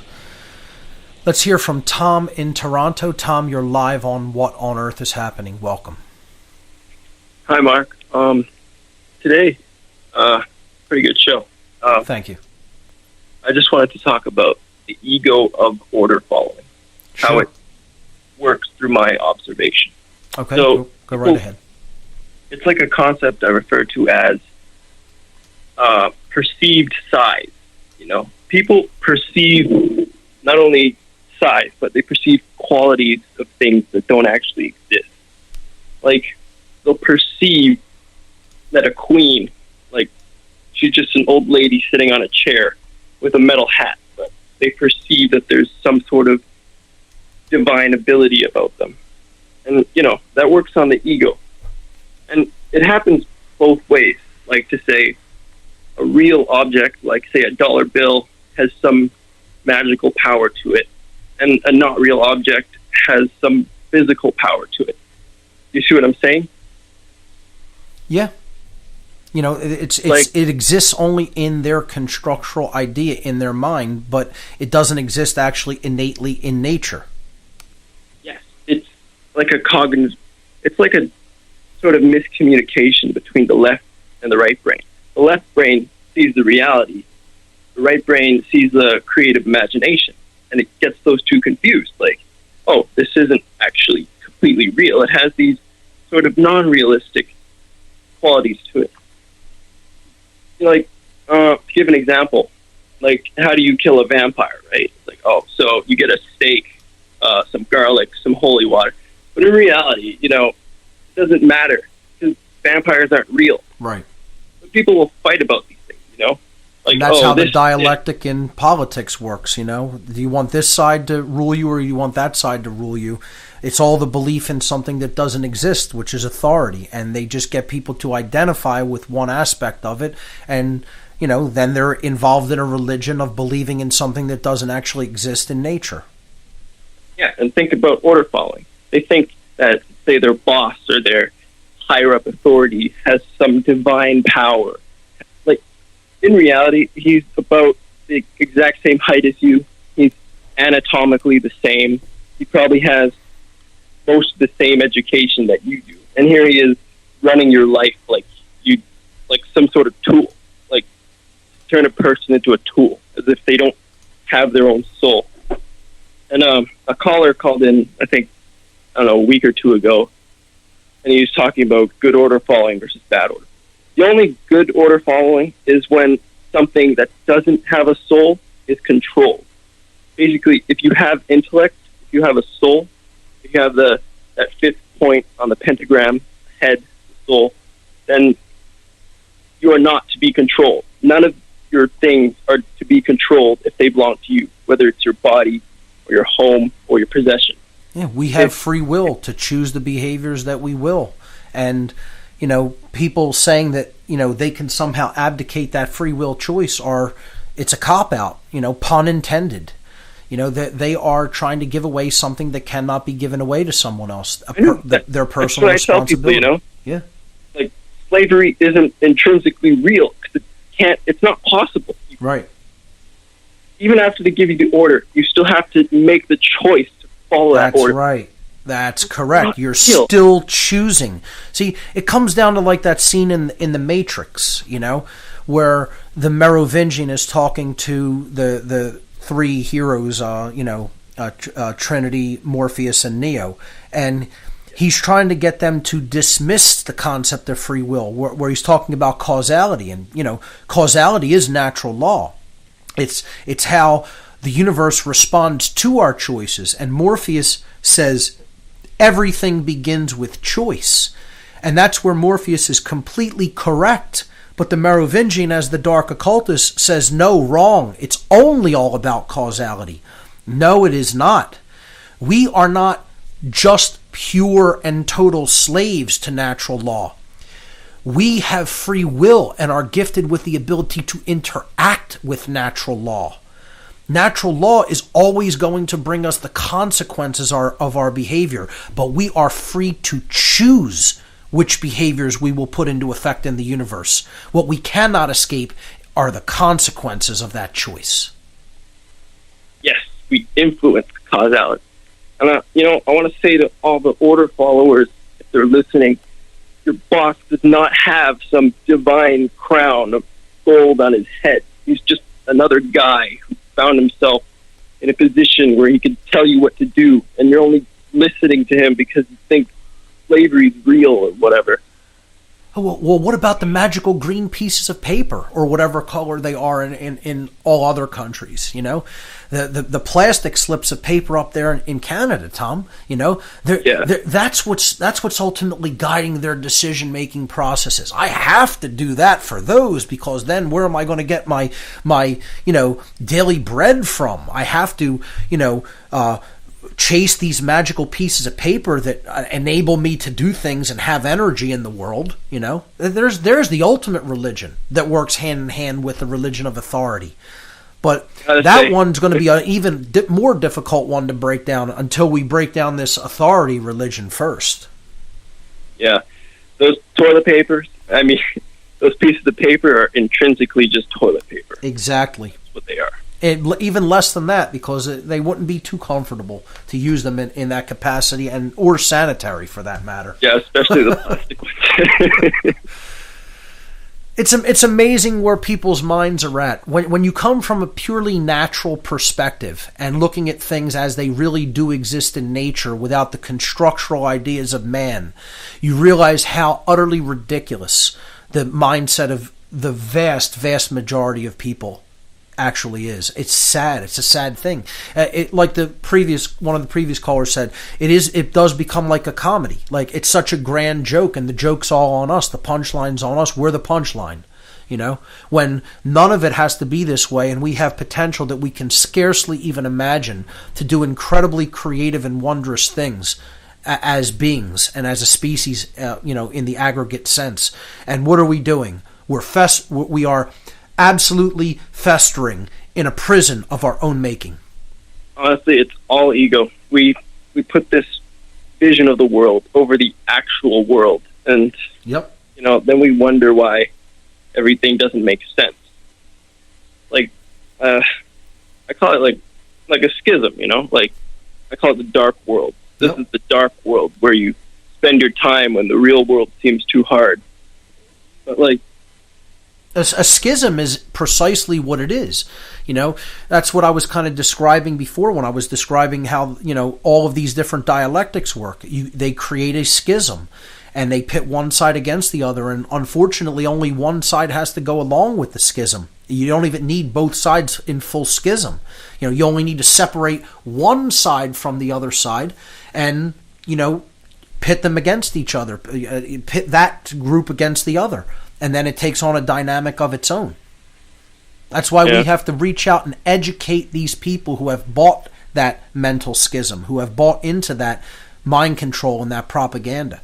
Unless enough of us step up and get involved on that spiritual battlefield and do the great work, we're not going to reverse this dynamic that we're experiencing. Yeah. Also,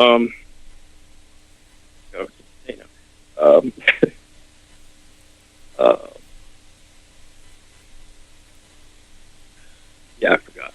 Well, no worries, Tom. Great points that you brought up there, and that is what it all really comes down to: is deep ego, not being able to admit that we were wrong or we were duped, and that's what we have to get these people ultimately to see, who are giving their energy and their mind over to something that's ultimately leading us down a completely evil path that leads to nothing but destruction and slavery.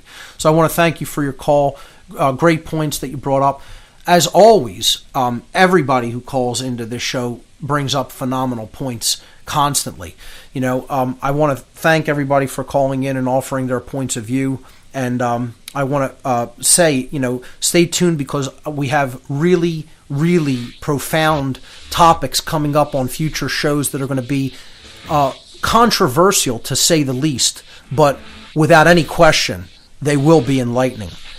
Remember, everyone, there are only two mistakes that you could ever make on the path to truth: not starting and not going all the way. You've been listening to What on Earth is Happening? Thanks so much. We'll see you right here next week.